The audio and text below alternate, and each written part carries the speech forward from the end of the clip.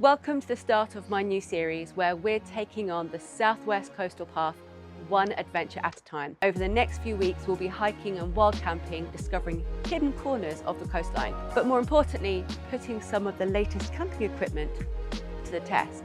And we're going to places where it was actually designed for. Before we can hit the trail, we've got one small challenge. Now this is the brand new Queensland Air roof tent from CampTech, and today we're going to put it up for the first time. It's still in its box. There's no practice run.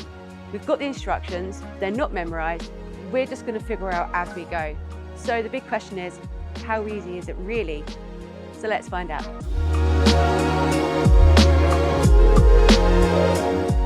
So first of all, we're going to be putting the roof bars on. Our car doesn't come with roof bars, as you can see, so we now need to put those on.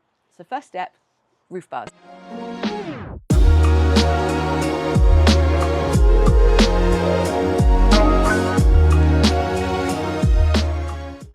Okay, so now we have finished putting the roof bars on the car. They took a little bit longer than we anticipated, but only because we had a couple of issues with measurements. But once we figured out what we were doing, it was very easy to do. Now, these roof bars aren't anything to do with CampTech. They're a completely different brand that we purchased online. Next up is our roof tent. So let's assemble it. Let's see what's in the box.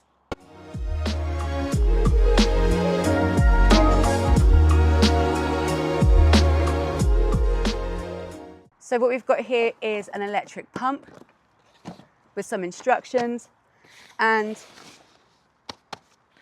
what is going to be the roof tent. Before we put the roof tent up, the roof tent doesn't sit on the roof bars. You actually need to have a plate, and that's in this box. So we're now going to do this box first. So we have the frame in front of us, we've unpacked it, we've found the instructions, and so the next step is to figure out how to put this together, put it on top, secure it so that we can start building the roof tent. The instructions themselves seem quite easy. There's only 8 steps. So this is one page. This feels like it's something that I could do on my own, which is always a good thing.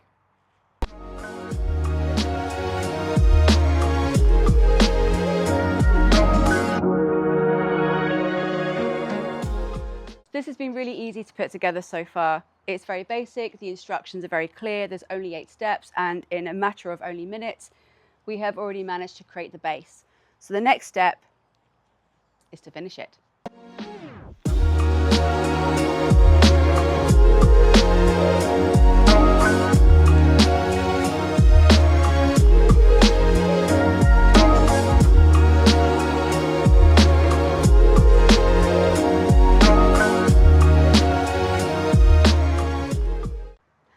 And here we have it.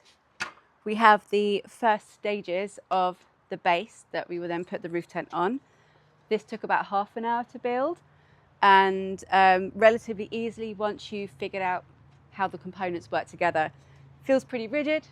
It's actually quite light as well. It's not so heavy. So we're ready to go.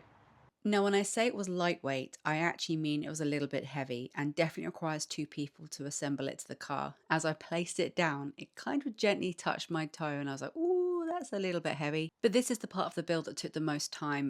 So it's really important you set enough time so that you can actually assemble this part correctly and fix it to the car. It's fiddly, it's a little bit irritating, but the thing is, it's about safety. So those extra precautions that are taken here are really essential to ensure that your base and roof tent don't go flying off as you're driving down the motorway. So my beautiful assistant is just finishing up the last couple of bolts. Good work there, Carl. So now the next step is to actually unveil, oh, dog's just decided to get into shot there, to unveil the roof tent. A really organised bag with loads of room for it to be put away. So we've unboxed the tent bag. We have the tent rolled out, nice and simple, it's all together. But what we need to do now is blow it up. So CampTech have sent us a air pump that can plug into the car, which is obviously important because when you're on the road and you're kind of wild camping, you don't tend to have mains electricity nearby. So this is going to be a lifesaver in that respect. So next thing to do is to pump up the tent, see what it looks like on the floor, and then attach it to the base. And then we go from there. The pump itself is really straightforward. It comes apart for ease of packing away, but actually putting it together takes no time at all. Plugging it in, assembling it, it works really well. And all you need to do is plug it into your car, turn it on, and the tent starts to inflate. We're now blowing up the tent. It's only taken maybe 30 seconds, maybe a minute so far to get to this point. As you can hear, it's pretty noisy, but electric pumps are noisy. That might be a problem if you're somebody who turns up to campsites late. Maybe and you're not very good at planning. Actually, you just have to work around. It's not that big of an issue. This was the first time the tent was inflated from it being packed in the bag, and it actually only took just under 2 minutes to inflate in its entirety. It needed a little help here and there, just pushing things up and making sure the air could get around the inflatable system. All this building is hard work, so I'm just going to have a little snack. So we've assembled the roof tent. It feels pretty good. Only took a few minutes to do so. Separately, we have blown up the mattress inside, which is also an inflatable mattress. It feels good. It's really lightweight. So the next step is to put it onto the car, to deflate it so that we can adjust and make any final decisions around what we need to do with regards to positioning, and then inflate it again and see what happens.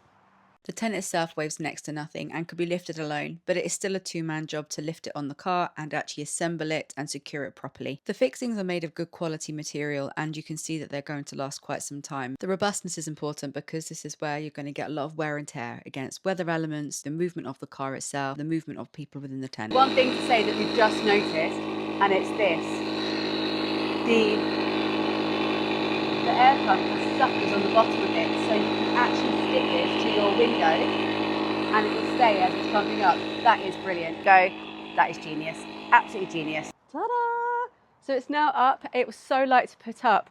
We're going to attach the ladder to it now so that we can get into it and we can start to see what's going on inside and give a little bit of a recce. And obviously test out the most important thing, the mattress. It's got to be comfortable, right? Next job is to assemble the telescopic ladder to the outside of the tent. This is really easy, and you can actually assemble it on both sides of the tent. So depending on where you're staying, it means you can decide where you want your ladder. You can have it on the driver's side or the passenger's side, and that might be dependent upon the situation where you're camped at the time. From experience, that flexibility is really cool. Finally, threading the flexible poles through the windows ensures extra rigidity and stability of the tent. Climbing the ladder feels easy, safe, and is well secured to the base of the tent. You've got a fly net on the inside, which is fantastic. We love a fly net.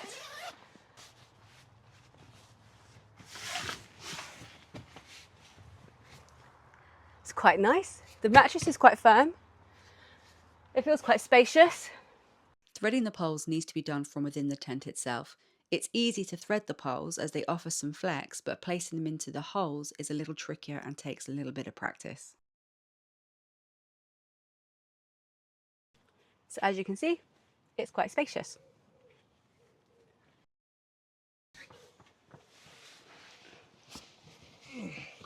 There's still quite a lot of room in here.